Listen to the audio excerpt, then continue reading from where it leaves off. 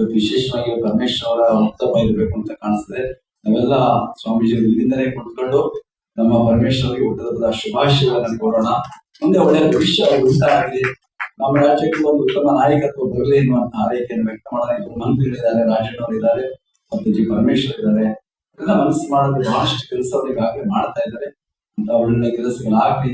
ಈಗ ನೀವು ಹೇಳಿದಾಗೆ ತುಮಕೂರು ಬೆಂಗಳೂರು ಹೈವೇ ಇವ್ರದೇ ನಡೆಯೋದಿಲ್ವಲ್ಲ, ರಾಜ್ಯ ಸರ್ಕಾರದವರಿಗೆ ಅದು ಬೇರೆ ಕೇಂದ್ರ ಸರ್ಕಾರದವ್ರು ಆಗ್ಬೇಕಾಗಿರುವಂತವ್ರು.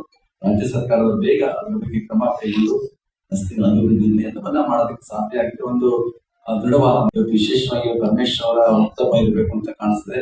ನಾವೆಲ್ಲ ಸ್ವಾಮೀಜಿ ಇಲ್ಲಿಂದಲೇ ಕುತ್ಕೊಂಡು ನಮ್ಮ ಪರಮೇಶ್ವರಿಗೆ ಹುಟ್ಟುಹಬ್ಬದ ಶುಭಾಶಯಗಳನ್ನು ಕೋರೋಣ. ಮುಂದೆ ಒಳ್ಳೆಯ ಭವಿಷ್ಯ ಉಂಟಾಗಲಿ, ನಮ್ಮ ರಾಜ್ಯಕ್ಕೆ ಒಂದು ಉತ್ತಮ ನಾಯಕತ್ವ ಬರಲಿ ಎನ್ನುವಂತ ಆರೈಕೆಯನ್ನು ವ್ಯಕ್ತ ಮಾಡೋಣ. ಮಂತ್ರಿಗಳಿದ್ದಾರೆ, ರಾಜಣ್ಣವರಿದ್ದಾರೆ ಮತ್ತು ಜಿ ಪರಮೇಶ್ವರ್ ಇದ್ದಾರೆ. ಎಲ್ಲ ಮನಸ್ಸು ಮಾಡೋದು ಬಹಳಷ್ಟು ಕೆಲಸವನ್ನು ಈಗಾಗಲೇ ಮಾಡ್ತಾ ಇದ್ದಾರೆ. ಅಂತ ಒಳ್ಳೆ ಕೆಲಸಗಳಾಗ್ಲಿ. ಈಗ ನೀವು ಹೇಳಿದಾಗೆ ತುಮಕೂರು ಬೆಂಗಳೂರು ಹೈವೇ ಇವ್ರದೇ ನಡೆಯೋದಿಲ್ವಲ್ಲ, ರಾಜ್ಯ ಸರ್ಕಾರದವರಿಗೆ ಅದು ಬೇರೆ ಕೇಂದ್ರ ಸರ್ಕಾರದವ್ರು ಆಗ್ಬೇಕಾಗಿರುವಂತವ್ರು. ರಾಜ್ಯ ಸರ್ಕಾರದವರು ಬೇಗ ಅದ್ರ ಬಗ್ಗೆ ಕ್ರಮ ಕೈಗೊಂಡು ರಸ್ತೆಗಳ ಅಭಿವೃದ್ಧಿ ಎಲ್ಲವನ್ನ ಮಾಡೋದಕ್ಕೆ ಸಾಧ್ಯ ಆಗಿದೆ. ಒಂದು ದೃಢವಾದ